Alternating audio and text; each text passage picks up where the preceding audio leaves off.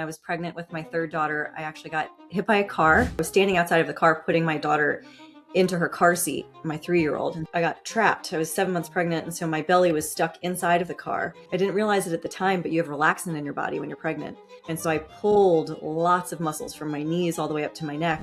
And I actually went into labor 8 times over the course of a 6-week bed rest. None of our practitioners actually get any sort of nutritional counseling. The first time I saw my doctor, I'm like, well, how can I manage this pain without drugs?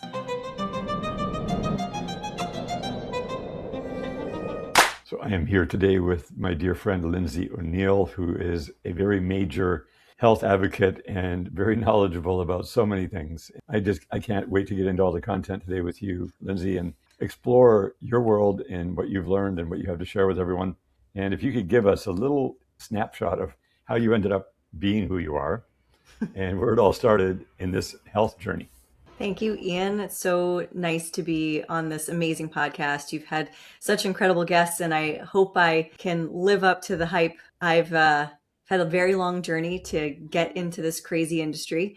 As you know, it is a crazy industry fraught with lots of opportunity, and with lots of opportunity comes a grave responsibility for the people who are claiming to be leaders in our industry. And I'm certainly not a acclaimed leader or guru by any means. I am simply a mom who was an executive in the tech industry for many, many years, who had a very successful career. And when I was pregnant with my third daughter, I actually got hit by a car while standing outside of my car. And that accident completely changed my life and my perspective on what wealth truly is. And in my eyes now, 11 years after that accident, wealth is truly 100% my responsibility, and that is my health and the health of my family. So that is how I got out of the mob of the tech industry and into the biohacking longevity space. Right. What a transition to have something like that to tap you on the shoulder, a little more than a tap. So how extensive were the injuries in that event, and how long did it take to recover? Well, the injuries weren't really significant, at least from the perspective of the person who hit me, because she actually she hit the back of the car. I was standing outside of the car putting my daughter into her car seat, my 3-year-old, and thank God I had picked her up and she wasn't caught in the car door slamming when the woman backed up into me. But what ended up happening is I got trapped. I was 7 months pregnant, and so my belly was stuck inside of the car. And so I did one of these moves to try to get her to stop, to hit the back of the car. And when I did that, I didn't realize it at the time, but you have relaxin in your body when you're pregnant. And so I pulled lots of muscles from my knees all the way up to my neck. And so the pain really set in about a day or two later. And I thought that I was okay. But then when the pain kicked in, all of my muscles seized. And because of the pain, I went into labor. And I actually went into labor 8 times over the course of a 6-week bed rest that they put me on. And they also put me on a medication that was supposed to be safe in pregnancy to help control contractions, but it actually might be the leading contributing medication that actually caused my daughter to be born with low muscle tone, which impacted her for several years until I was able to find this world of bioenergetic healing and culinary medicine. Right. So yeah, that's a very interesting situation. Wow. So it took a little while to get around that. And then it had a lasting effect. So for your daughter, what are the main things that you saw that you used to help her with her muscle situation? So at first, when I was laying on bed rest, there's not a lot to do, especially for a type A personality like me, who was running around in multiple directions at the same time, working, consulting, and then also taking care of 2 little kids whilst also pregnant and on bed rest.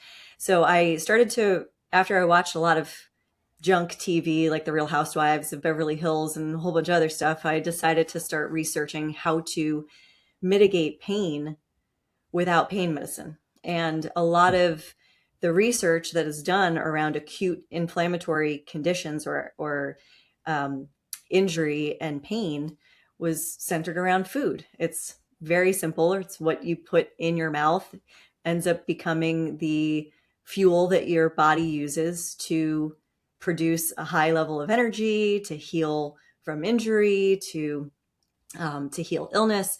And so I started to go down this crazy rabbit hole of what should I eat while I'm on bed rest. And that translated into a really deep rabbit hole where I ended up going to the Harvard School of Public Health, and the Culinary Institute of America have a program once a year in Napa. It's very cool. I recommend every provider go and do it. Somehow, as a non-practitioner, I got invited to go and participate, and I have a certificate in culinary medicine through the Harvard School of Public Health. And that really opened my eyes to the fact that like none of our practitioners actually get any sort of nutritional counseling, because the first time when I got hit by a car, the first time I saw my doctor, I'm like, well, how can I manage this pain without drugs? You can't give me drugs, I'm pregnant, so what else do I do? And then I learned more about meditation, red light therapy, which is photobiomodulation, hydrogen, oxygen. And when I was kind of at my wit's end with my daughter and her care, because I'd tried food, we had done a lot of the allopathic stuff. Her new doctor at Yale Pediatrics was actually a Reiki master. And she said, I think you should get her into a Reiki practice. So not only at 8 years old did she start having a Reiki practitioner practice on her, after she made the realization and the connection at 8 years old that she no longer wanted to be the sick kid, that it wasn't serving her anymore, which is exactly what she said. Right. She meant to be the healer. She was meant to be the healer. That's why she was born into this life. She was born out of a traumatic experience. And so now she is almost level 3 Reiki certified at 11 years old. Oh, wow. So she's a little healer practitioner herself too. Yeah, she has a record there. Wow. Yeah. So I don't know if it was, all the stuff, all the things, the supplements, the food, the bioenergetics, the Reiki being, done on her, or if it truly was that mindset shift for her where she detached from that modus operandi of being the sick kid, because she said to me, Mom, I get out of school early, I get ice cream whenever I want it, I get more time with you.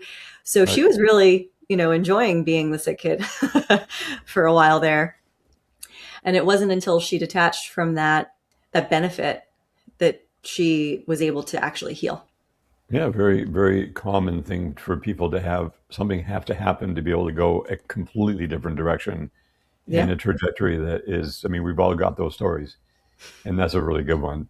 Yeah. Very few people have that opportunity. If you look at the percentages of the world of people who actually take being healthy serious and do the deep dive, because what we're told is healthy is so mediocre. And meanwhile, we're poisoning ourselves. So you mentioned the whole thing with food, Mm. and and I know like all the things we've both been through on diets and what this and does that work and what's the best diet. And one of the things I realized in the end is there's only one perfect diet, and I don't even like the word diet, but there's one perfect diet for you, and that's the one that works for you individually and that you enjoy, that you love, that is your thing. It's not somebody else's diet. It's not a diet out there that you should do this or should do that. So when you were on that journey, what have you discovered around the food intake? What are the big points that you refer to? That's really an interesting question, because a lot of people get very nervous when I start to talk about the foods that you should eliminate or you should keep out of your diet. And there's really only Mhm. 5 foods that you should keep out of your diet. And that's all the refined, prepackaged crap. It's the Mhm. sugars, it's the refined wheat, it's anything that really comes out of a box, bag, canned, that might have GRAS, or generally recognized as safe additives, colorings, stabilizers, flavorings, anything that is technically toxic for your body. The rest of the food is wide open. Real food is wide open for everyone. And to your point, it is a bio individual choice. Whatever food, real food, whole food that you love, that loves you back, that doesn't cause you to be bloated or have night sweats or hormone fluctuations or break out in a rash or hives or anything like that. Anything that feels good, that's a real whole food, is great for you, and that's what you should be eating. And I hate to should all over myself, and I hate to should all over everybody else, but when people ask me like, oh my gosh, what should I eat? I'm trying to lose 10 pounds, or I have this really awful skin rash, and every time I eat a banana I feel bloated. Well, yeah, well, that banana doesn't love you back. So even Mhm. though it's a real food and it doesn't come in a box, bag, or can, maybe bananas aren't the best food for you. And that's the same for everyone. I've talked to vegans, I've talked to Yeah. animal, meat based lovers. I'm a chef for the country of Australia. I cook a lot of their beef and lamb, and I know a little too much about the nutritional value of Australian grass fed beef and lamb. But Mhm. I love to eat everything, eat the rainbow. And there are certain foods that are technically healthy for other people that just don't love me back. For example, like broccoli. Broccoli does not like me. It Mhm. doesn't like my stomach. It doesn't like my brain. I can't think clearly when I eat broccoli. I don't know why, but it's just one healthy food that, my kids are thrilled because they're like, well, we don't want to eat broccoli either. So if mom's not eating broccoli, we're not eating broccoli. Yes. Well, since you and I spent time in talking about health the last time, that was a couple of months now, right? Since we really have had any deep conversations. Something very astounding was shown to me. Hmm? And it is something that is research that was done apart from all of us. Started in 1912. It concluded in 1985.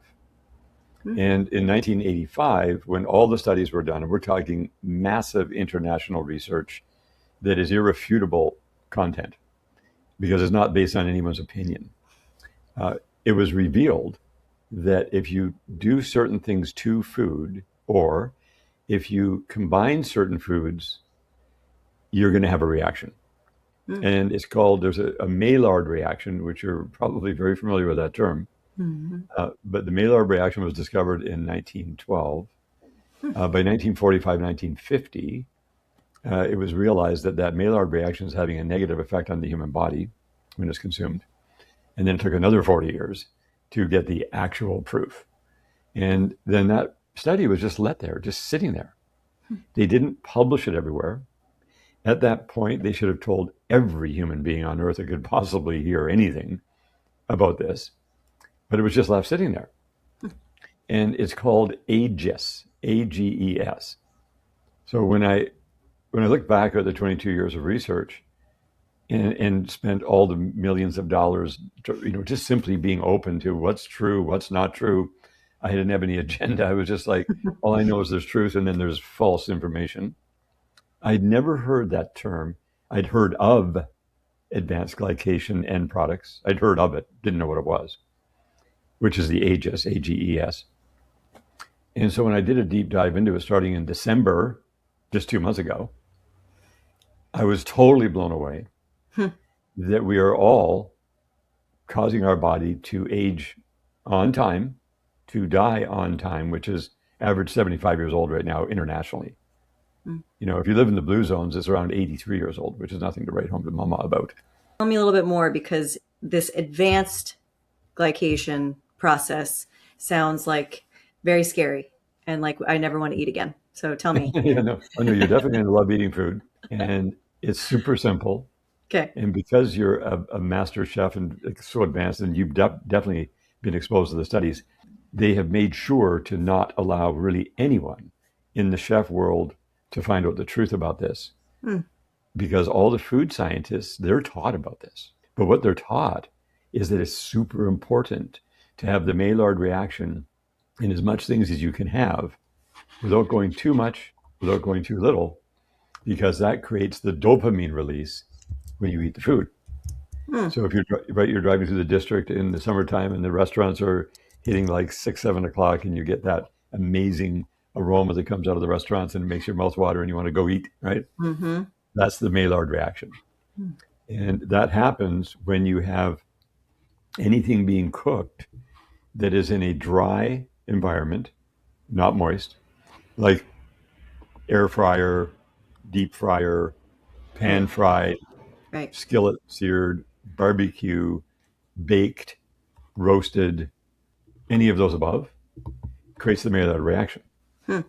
So it turns out that the Maillard reaction is what creates the glycation end products, which is the advanced glycation end product that goes into your body, and you have a receptor. It's called RAGE, R-A-G-E, the receptor for the advanced glycation end products. And you pull this in, and what it does is it binds glucose, any kind of form of glucose, with Right. proteins and fats, and it cross-links, and it's like glue. Hmm. And it goes in and it turns your body slowly but surely into a completely cross-linked, bound up system where Hmm. there's cardiovascular, any cell in your body is going to be affected by this. Wow. This causes all disease. This causes all the problems that people have. And as unique as we are, your unique expression to that problem will be totally different than other people. You might Right. have similarities to some, but this is the core, biggest elephant in the room. That's really interesting. So, I mean, I've been researching lately a little bit more on amino acid and acrylamide and how that is inducing mitophagy, which is Mhm. the process which damages your mitochondria. Yeah. Now, this acrylamide is found in a lot of different products, but it's found in a product that like 90% of the world drinks every single morning. Do you know what that is? No coffee? Coffee.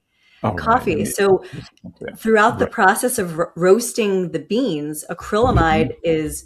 is created, kind of like this whole Maillard reaction in food, which is the reaction between the amino acid residues and the sugars, like you were saying, right? Like the glucose and the sugars. Mhm.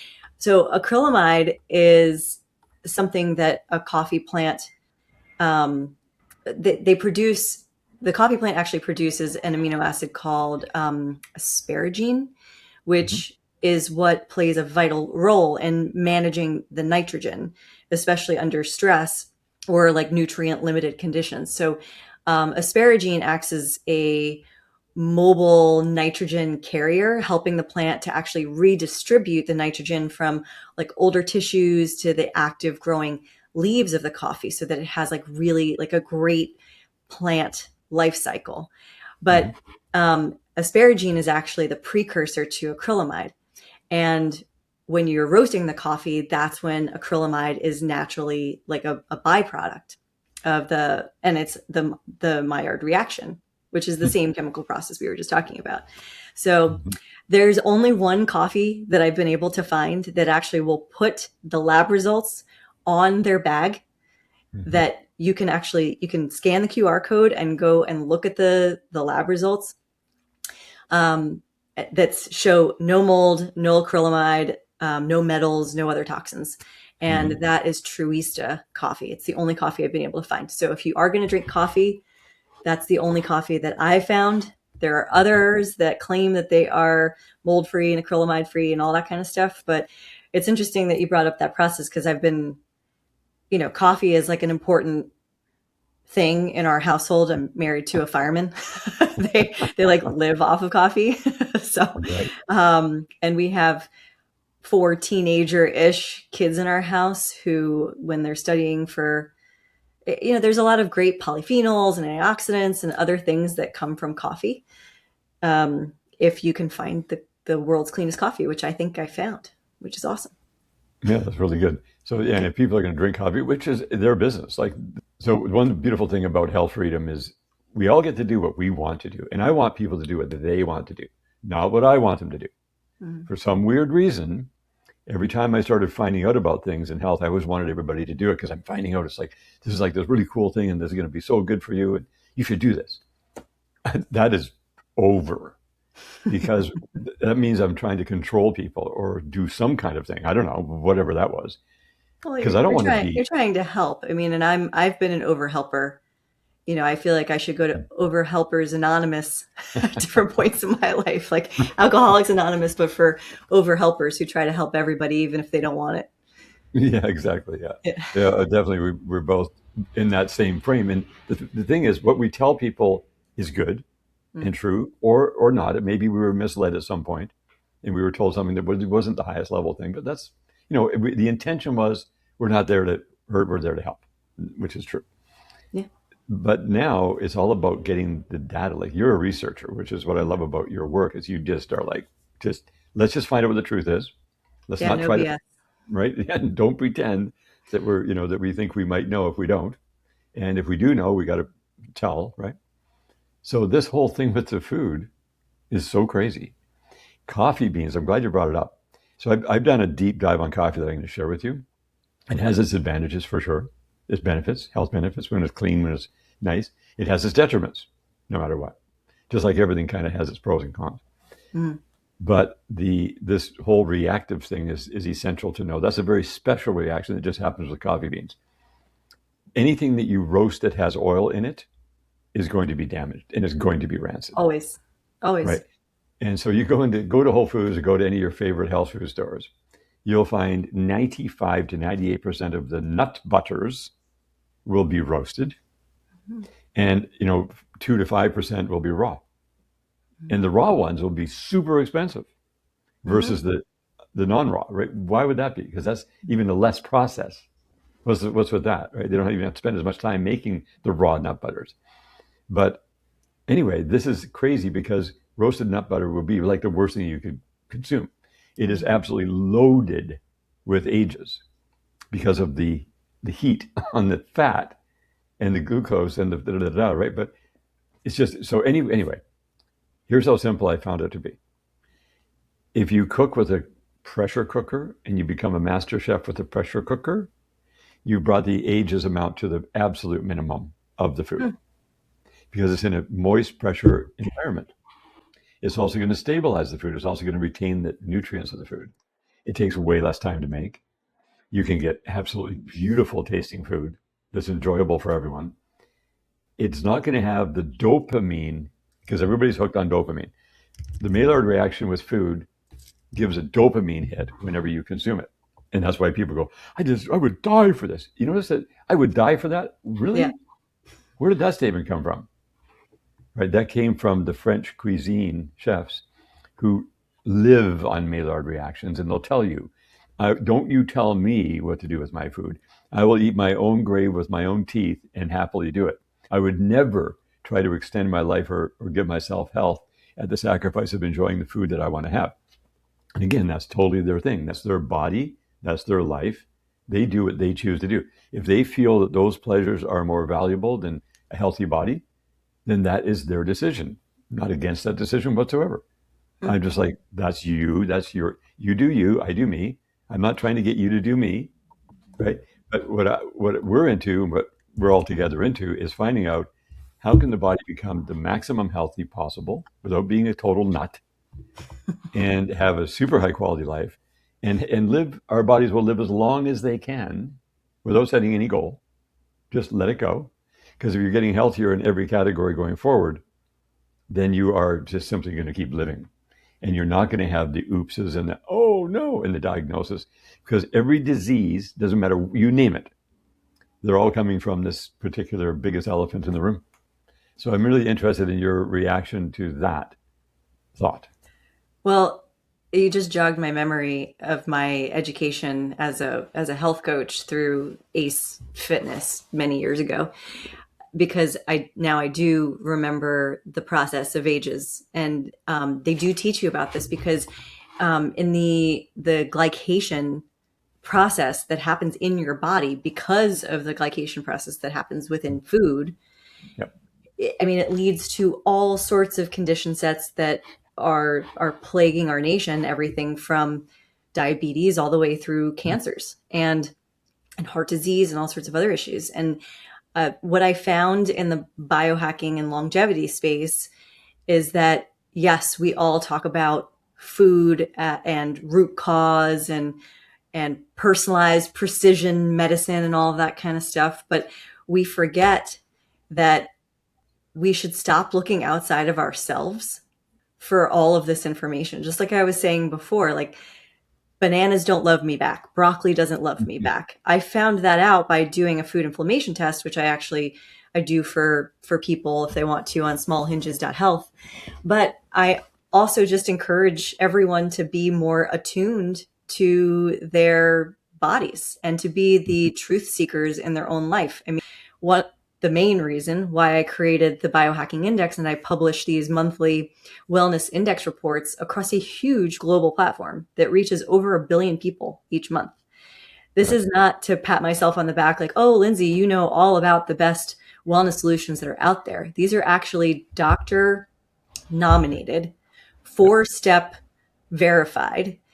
Hmm. And these are companies that are continuing to be indexed as they go along. So if you can't find that information, like on hyperbaric oxygen therapy or red light therapy on Amazon or on Google, then you Hmm. should go to the Biohacking Index and you should look up your favorite or the red light panels that maybe your doctor has or your local wellness center might have before you go in and use it. Because even healthy modalities or healthy foods have hidden agendas.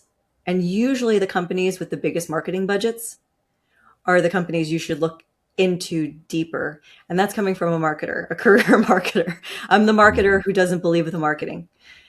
Right. And that's really truly because when there's a huge opportunity to capitalize on illness, to Hmm. capitalize on fear, to capitalize on distraction and confusion, there are always people that will use that as an opportunity to rise and to have financial success or power. And Hmm. those are the companies that typically, just like we see now with these gurus, Yeah. those are the people that are doing the dirty work, they're doing the devil's work behind the scenes. Yeah. So Yeah. I'm Which just is trying good. to do my part in shining a light on the ones that are really great. I haven't really started to talk about the shadier companies yet, or the ones that where I feel like, Mhm. they're snake Right. oil salesmen. Maybe Yeah. someday soon, but Yeah. trying to Well, keep it's a it matter. keep it above board for now. Right. Yeah, and it's a matter of letting the chips fall where they may, because Yeah. it is domino effects are going to happen, good or bad. Yeah. And I don't, I like look at the politics thing. You think these guys, whatever they did, whatever's there, whatever's done in the secret is going to be shouted from the housetops. That's how it's going to go. Yeah. And there's nowhere to hide. People think they're getting away with something, they get away with nothing. Right. And people who live in those realms and do this dark evil stuff, which is definitely genuinely evil, they have to live with themselves. That's the worst torture ever Mm. because they know what's going on. People also know when they hold back information so that it's suppressed. Like 1985, I was 27 years old. It was fully revealed what you're talking about with the food combinations. So if my glucose levels are whatever, that's not relevant really. What's relevant is my fasting insulin. Mm. If my fasting insulin is above 5, there's a problem. It's got to be way below Right. 5, Way right? below. Yeah, and so otherwise, I am going to have a Maillard reaction internally when I eat protein. If I Mm. have excess glucose because I found out that my insulin is fasting insulin too high, that means that I'm not delivering the glucose, or I've got too much glucose, and my body's like that, not happy. So then I'm going to create my own internal Maillard reaction, which is going to cause cross-linking. And here's the interesting news, Lindsay. Uh, we're told by the medical establishments that it is irreversible. So at 68 years old, I find out that I've been cross-linking my body for 68 years. And then I'm told it's not reversible. So I went, okay, it's like saying that nothing's curable, right? Yeah.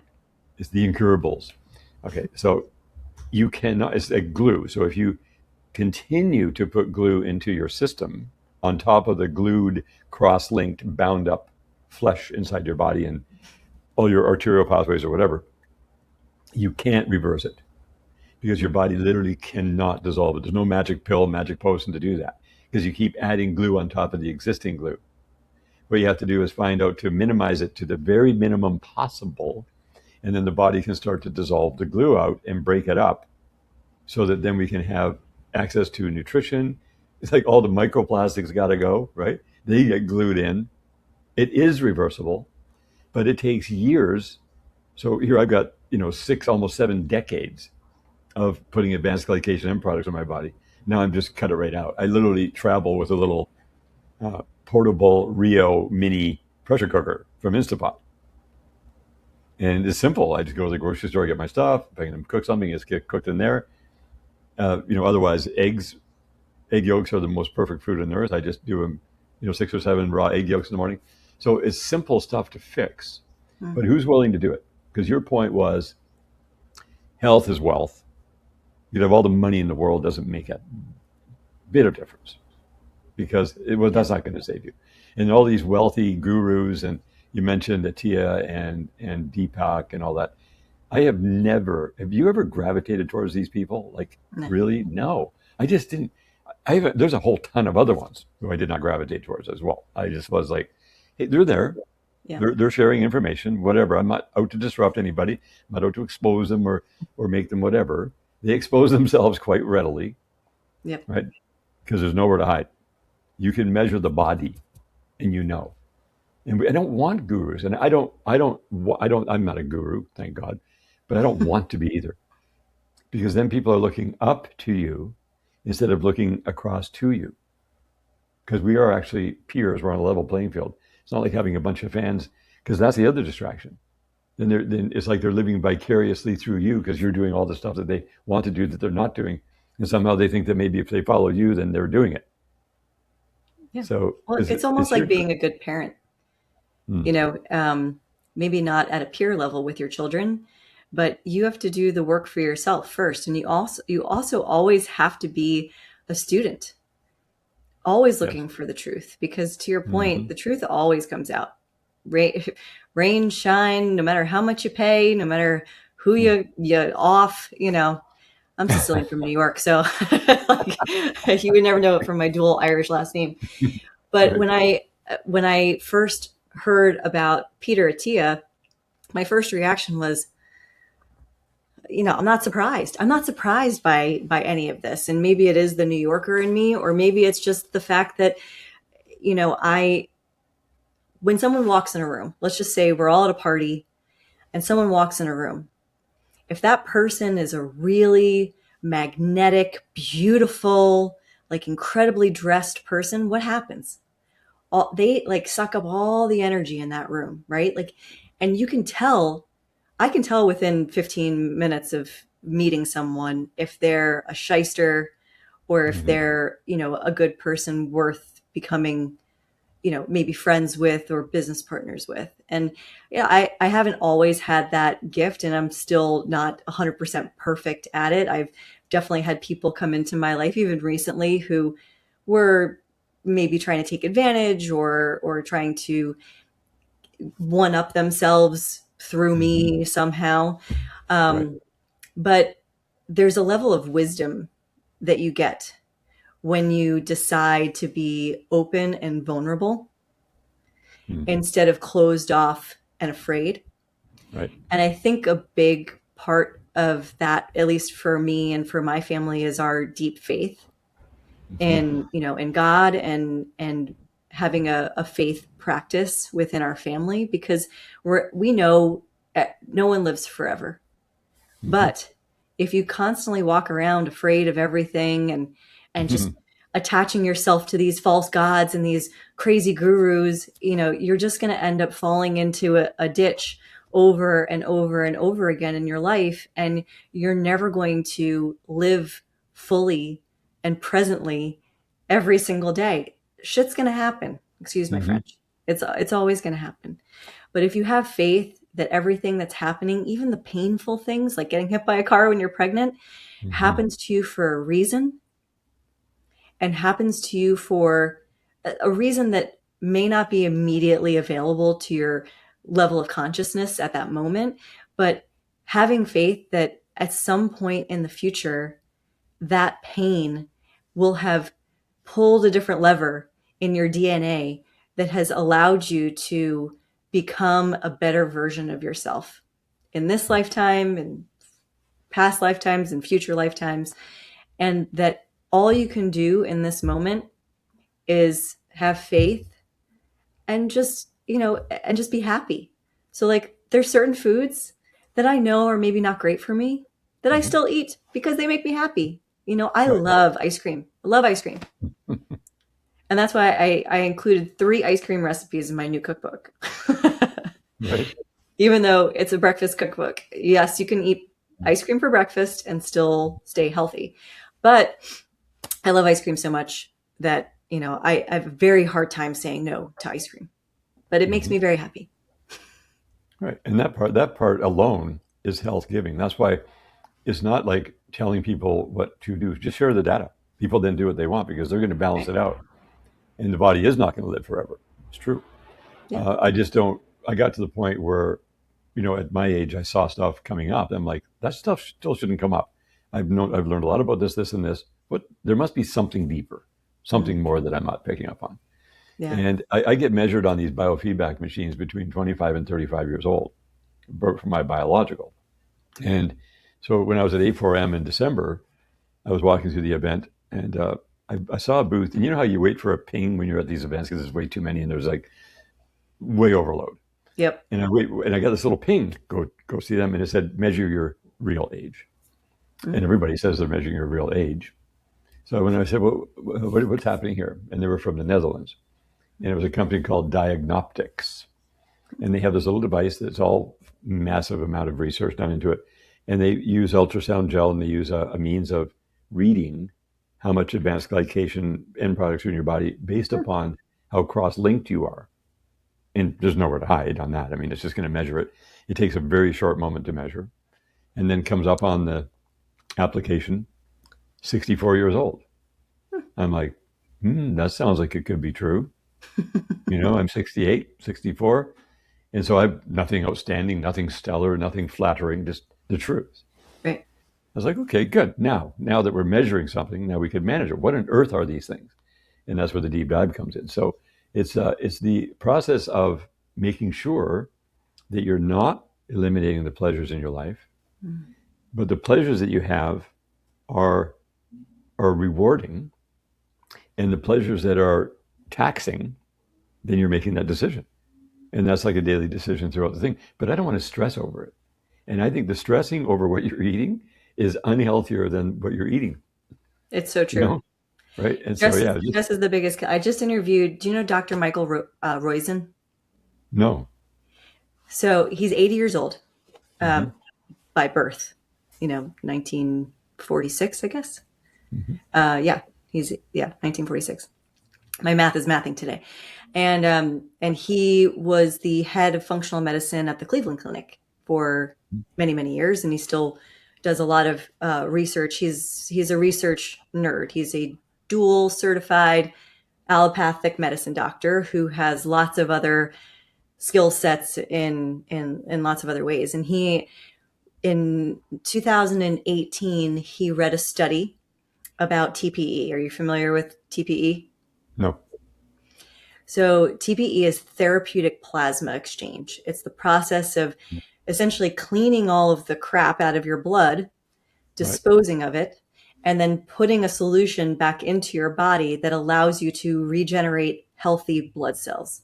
So it's kind of like a filter for your blood where Hmm. you're removing everything and then you're allowing your body to do what it magically can do, which is regenerate healthy cells.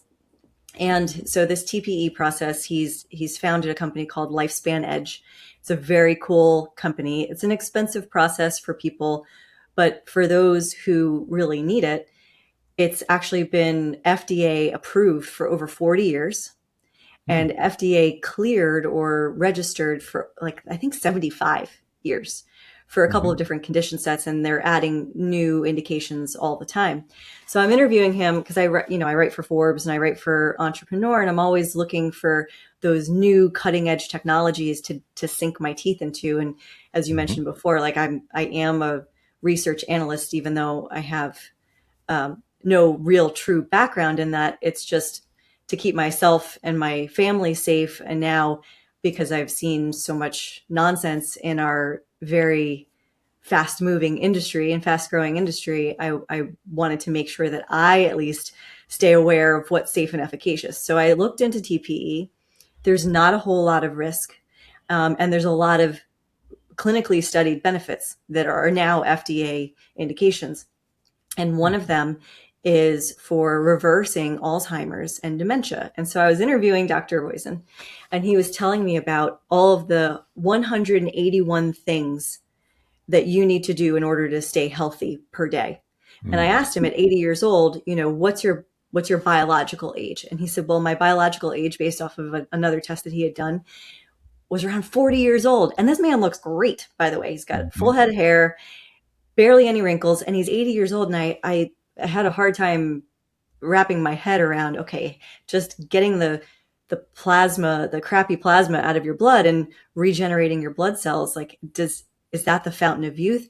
And he said, well, yes, but not if you're constantly adding more Mhm. toxins and now this aegis, process into your body through food and through stress. But he said the main contributor to aging, there's three. So food is the second, exercise is the third, and stress is the first. And the way that we manage stress so that we Mhm. don't activate and accelerate our aging is by the relationships we have Mhm. and the feeling of having purpose. So it's Right. community and it's purpose. And so Mm. I can see why so many people now, especially in this moment, in our history, in our world, are aging so quickly Yep. because we're so stressed out about everything. We are getting Mhm. bombarded with messages constantly on our phones, Yep. on our computers, on our TV screens, with through our friends, through our family.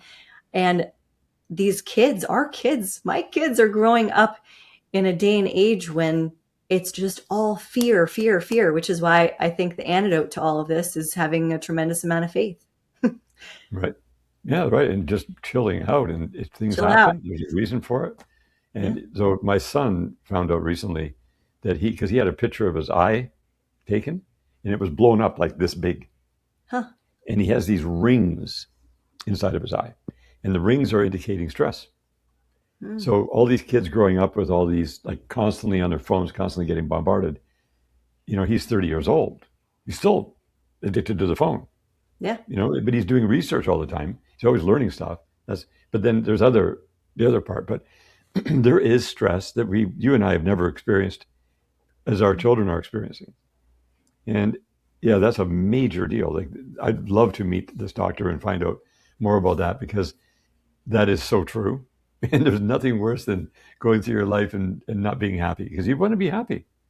And if Yeah. you're not happy, you're stressed. So let's get happy and let's find out what generates happiness. The guy who wrote the book on unhappiness, who I met. You ever hear of Tony Shea? I have. Yeah. Right. Tony So Shea. Great. delivering happiness was his Yeah. his book. It's a And great book. yeah, and he, stumbled upon some inventions early on and, sold his company for whatever it was, 175 million, and then invested a bunch of money and sold his company to Amazon for 1.2 billion or something like that, and then spent 300 and some $1 million fixing downtown Las Vegas. It was just so dangerous. If you went in there, you're dead.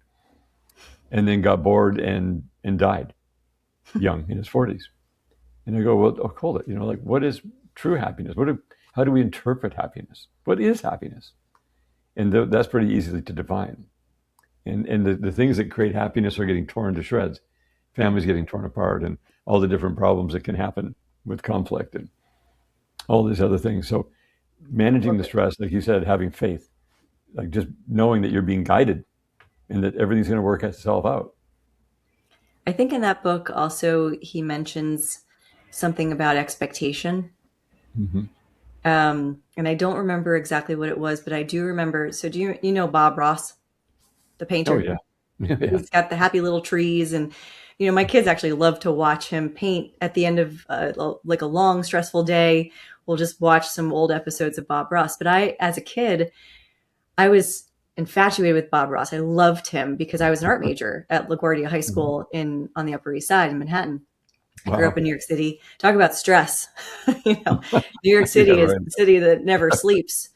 And Right. that's one of the 181 things that we have to do in order to mitigate our stress and to stay healthy is sleep. Mm-hmm. And so anyway, I went to LaGuardia High School, but before I went to LaGuardia High School, I loved the Bob Ross painting kits. My grandmother got me a Bob Ross painting kit. And so we ended up driving to Pennsylvania somewhere, and I got to meet Bob Ross. And it was the coolest thing ever. And he Wow. gave me this cool jean jacket with a Hmm. Bob Ross painting on the back with his signature. And I wore Wow. that thing to death.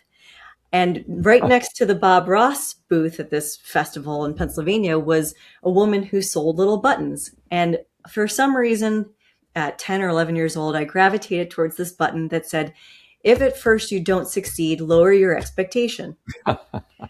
And I thought it was for me, I took at 10 years old, I probably took that very literally. Like, okay, well, if I don't, succeed at something, then I should lower my expectation of myself.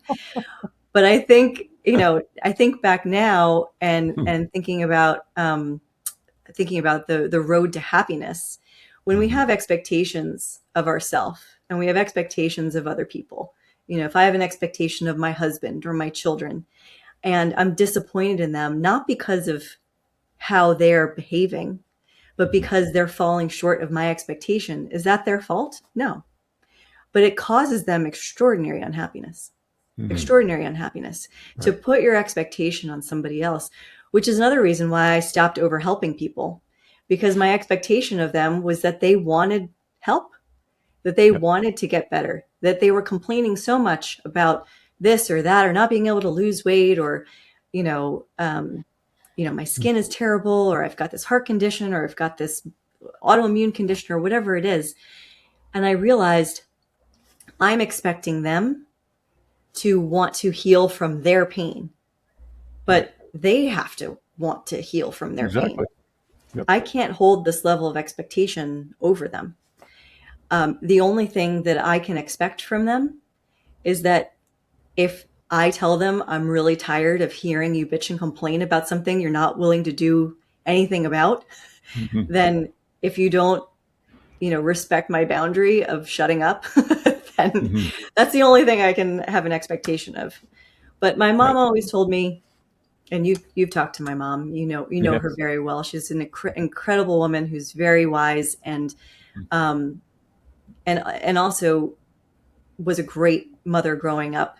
You never know as a mom what you're going to show up as. But my mom taught me so many amazing lessons through her own pain, and then also this one little nugget of gold, which is um, you can't complain about something if you're not willing to do something about it. Hmm. Right. True And that story. was her expectation of us: is stop complaining. Don't be a whiny, miserable idiot. If you want to make change, just go out and do it. And happiness is all around us. And so if we want to be happy, we don't have to take on other people's feelings. We don't have to take on what the shoulds that people put onto us. We don't have to take on their expectations of us. That's a choice that we're making. We can choose instead to be happy. For sure. And misery loves company, so we don't take company with complaining and misery. Although, if somebody is coming with some problem and they're not just complaining about it, they really do want to take action. We are all in support of that. Where we'll really encourage them, and then they take action and they do things. But yeah, the incessant. Well, people just let. In fact, some people love to complain so much that if they don't have anything to complain about, they complain about that. They complain about not having anything to complain about. My life is too good right now, Ian. Sorry. Yeah, that's right. Well, and it is. It gets better every single day. And the challenges are making you more resilient. When you embrace them and receive them, let them come in, let them develop you. There's suffering before joy many times, and we don't like the suffering. Nobody likes suffering, but it happens for whatever reason. Something needs to be Always, corrected, or it's yeah, always darkest before the dawn. right, yeah, yeah. The Always. sun is pushing that darkness the thickest possible before it finally emerges and gets because it's pushing the darkness away from itself. It's true. It's yeah. We've been It's through true. the dark night of the soul. All of us have, and Mhm. the people watching this and listening, they've had their own. And is people are really identifying with what's going on, and just appreciating these conversations that can happen where there's really genuine wisdom being shared that we didn't come up with. You don't have big credentials. I don't have any credentials. In fact, my credentials are I don't have any. But research the researchers rather than me trying to go and do research. I realize, hey, we're curating the things that people have spent lifetimes researching. We just had to be led to them. And then once you're on this grid, you have access to all these wonderful things. Is what are you going to do with them? You know, how much fun do you want to have?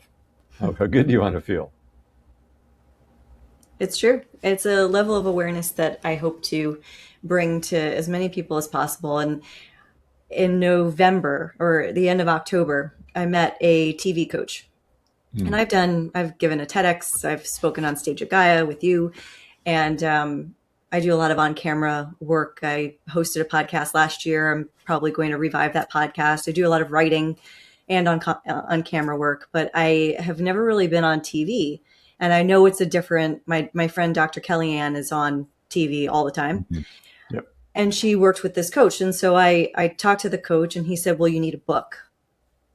If I'm going to put you on TV, if I'm going to introduce you to all of these TV producers, he said, you're good. You're not great yet. But when we get you great, you need to have something to talk about. And I said, well, what the heck am I going to write about? Oh, and you need to produce this book in less than 6 weeks. Oh, and it needs to be published by Christmas Day. I'm like, Wow. well, okay, well, talk about stress. So I really thought about it. I'm a chef. But all of the things that we talked about today, I wanted to put into a book. But how the heck do you put, faith, family, mindfulness, happiness into a cookbook? Well, I think I may have figured it out. I'm not quite sure if I 100% nailed it, but I created a book called Biohacking Breakfast, and I have 11 recipes in here, but it tells the story of me and my husband, who's a lieutenant in the FDNY, who you got a chance to meet.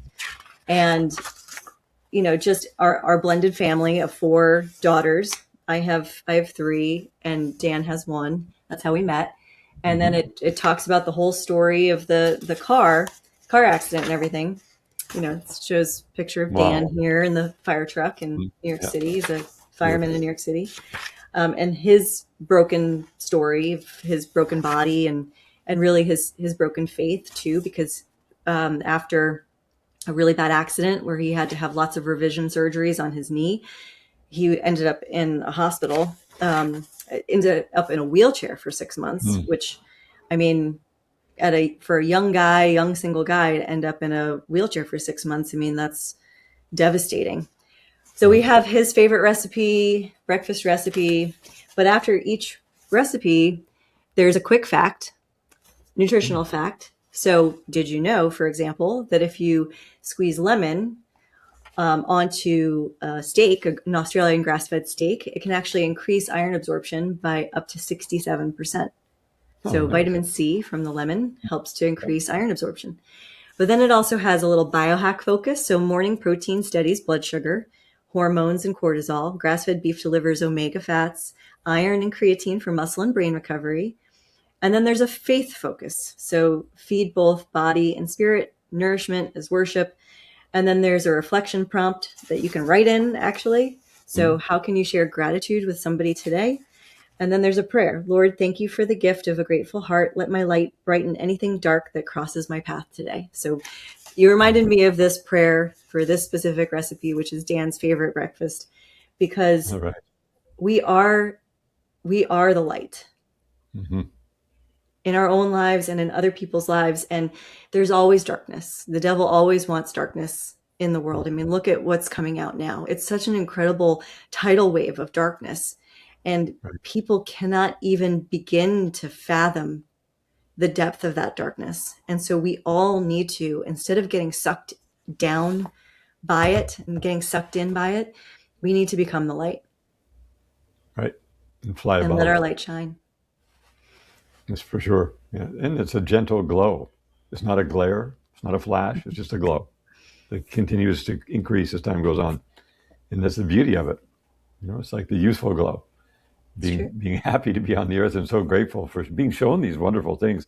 We are very privileged people to have access. And we just want to see other people get the access. Let's see what they do with it. Yeah, and get access to the right stuff that's safe and efficacious, like your products that I have a whole basket full of here. Yeah. All right. We all fight over the magnesium and the perfect immune, which has kept us healthy and iodine, obviously, and then our marine minerals. And, Hmm. I just feel so lucky to have access, but then also to really feel like I'm using products that are good for me, that are good Hmm. for the environment, that are stored in glass bottles, not in Hmm. plastic, and good for my family, good for my kids. So, little plug for you too, Ian.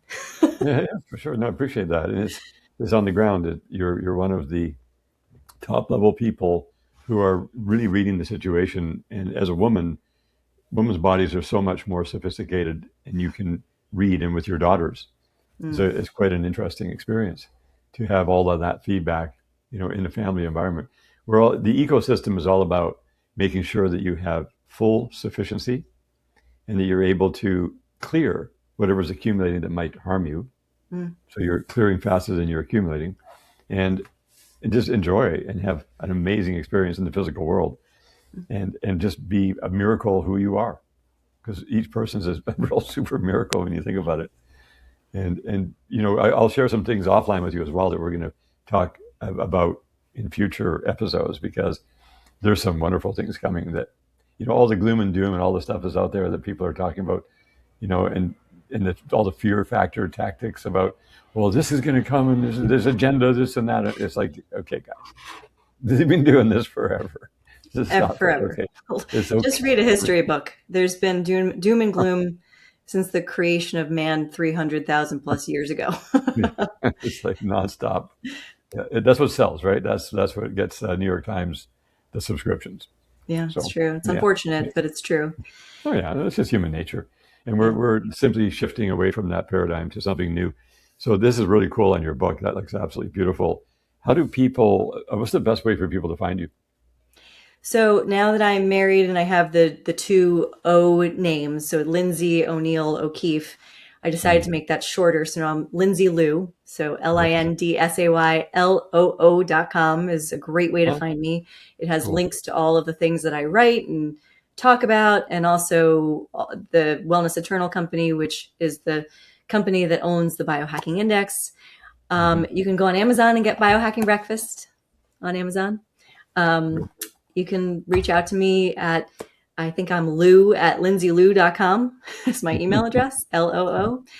And I really love hearing from everybody because I don't get tired of sharing my pain to purpose story, but then also learning from other people. Because when people usually call me to ask me about something, it's not just me like sharing my experience or sharing information that I might have.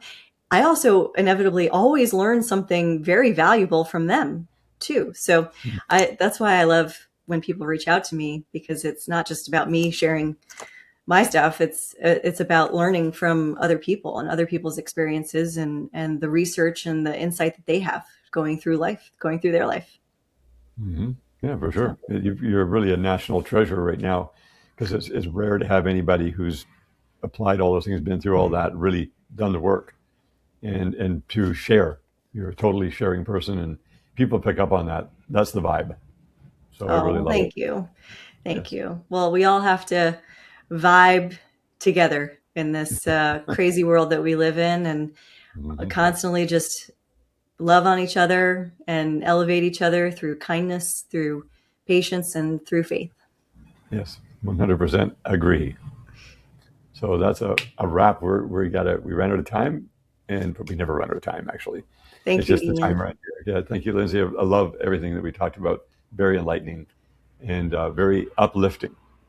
And look forward to the next time we get together and chat and share more. Can't wait. I look forward to it. Yes. Okay.